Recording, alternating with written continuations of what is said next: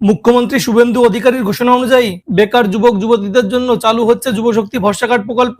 এই প্রকল্পে বেকার যুবক যুবতীরা আগের ১,৫০০ টাকার পরিবর্তে এখন প্রতি মাসে ৩,০০০ টাকা পাবে। বন্ধুরা, প্রথমেই দেখে আসি মুখ্যমন্ত্রী শুভেন্দু অধিকারী যুবশক্তি ভরসা কার্ড সম্পর্কে কি বলেছে।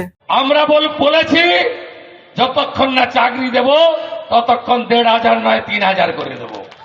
বন্ধুরা, আজকের ভিডিওতে দেখাবো কারা কারা এই যুবশক্তি ভরসা কার্ড প্রকল্পের টাকা পাবে, কারা কারা এই প্রকল্পের টাকা পাবেন না, কবে থেকে আবেদন করতে হবে, কিভাবে আবেদন করতে হবে, সম্পূর্ণ অফিসিয়াল তথ্য জানাবো।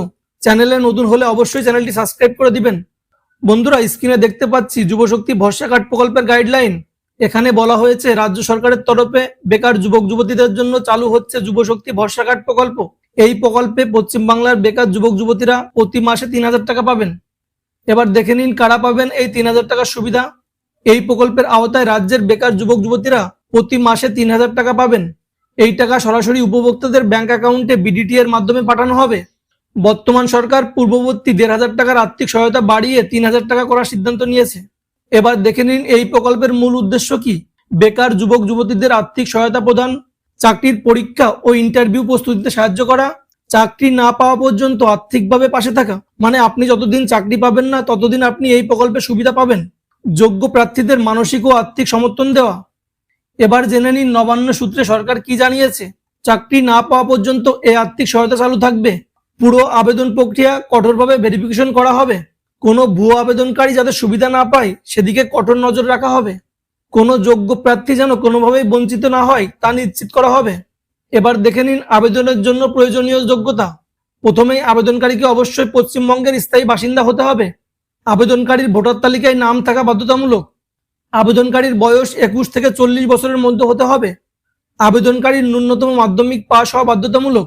আবেদনকারীর ব্যাংক অ্যাকাউন্ট আধার লিঙ্ক করা সচল ব্যাংক অ্যাকাউন্ট থাকতে হবে এবং ব্যাংক অ্যাকাউন্টের সাথে ডিবিটি লিঙ্ক করা থাকতে হবে। ডিবিটি লিঙ্ক করা না থাকলে টাকা পাওয়া যাবে না। বন্ধুরা, আপনারা যদি জানতে চান কিভাবে ডিবিটি লিঙ্ক করতে হয় তাহলে আমার চ্যানেলে ডিবিটি লিঙ্ক করার ভিডিও দেওয়া আছে, আপনি ওখানে গিয়ে দেখে নিতে পারেন, অথবা আপনাদের সুবিধার জন্য আমি ডেসক্রিপশনে লিঙ্ক দিয়ে রাখবো, ওখান থেকেও দেখে নিতে পারেন। এবার দেখে নিন কারা কারা যুবশক্তি ভরসা কার্ডের টাকা পাবেন না। বর্তমানে সরকারি চাকরিতে কর্মরত ব্যক্তিরা, যারা বর্তমানে কোনো সরকারি পদে কর্মরত আছেন, তারা এই প্রকল্পের সুবিধা বা আর্থিক সহায়তা পাবেন না। যাদের ভোটার তালিকা থেকে নাম বাদ গেছে তারা এই প্রকল্পের কোনো সুবিধা পাবেন না।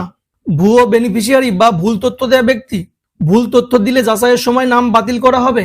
যাদের ডিবিটি লিঙ্ক করা নেই, ব্যাংক অ্যাকাউন্টে ডিবিটি লিঙ্ক সক্রিয় না থাকলে টাকা ট্রান্সফার করা সম্ভব হবে না। যিনি ভারতীয় নন তাদের এই প্রকল্পের আওতার বাইরে রাখা হবে। জাল নথি বা ভুল তথ্য ধরা পড়লে সেক্ষেত্রে তাৎক্ষণিকভাবে আবেদন বাতিল বলে গণ্য করা হবে। এবার দেখে নিন প্রয়োজনীয় নথিপত্র কি লাগবে।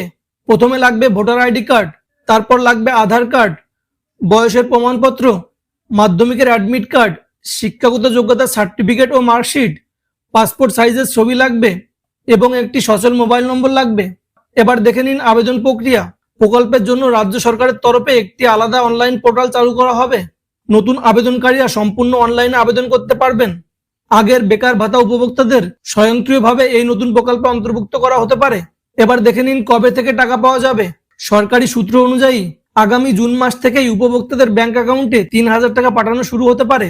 গুরুত্বপূর্ণ সতর্কতা, আবেদন করার আগে অবশ্যই সরকারি অফিসিয়াল নোটিফিকেশন ও পোর্টাল যাচাই করুন। কোনো ভুয়ো ওয়েবসাইট বা আর্থিক প্রতারণা চক্র থেকে সতর্ক থাকুন।